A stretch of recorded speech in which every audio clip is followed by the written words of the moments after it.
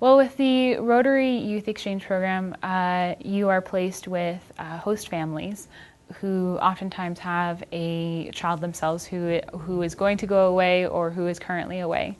So I think a really big part of my exchange was my first host family.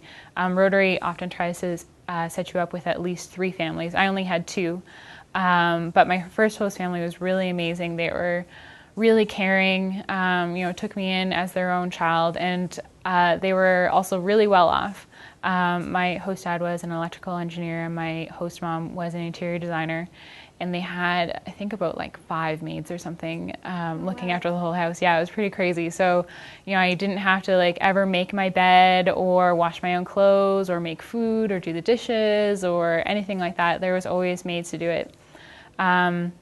So them and their kind of primary maid, Patricia, who did a lot of the cooking and washing the clothes, she was really important for me to kind of get an idea of the other side of Brazil that wasn't so well off, because certainly in living with this family, I lived in a gated community, so you needed to have like identification to get in, and it was patrolled. The streets were patrolled by guards all the time.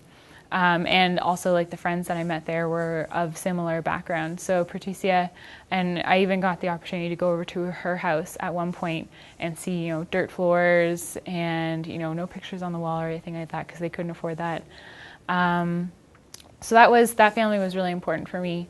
And the exchange students that I met there. So I guess it was more the people really than anything else that made the experience. My host family. My host dad, though he was only like a couple of years older than me, his mom lived in the country of Ukraine, or in the countryside. And so we would go visit her on weekends every so often, which was a really crazy experience because it was like going back in time.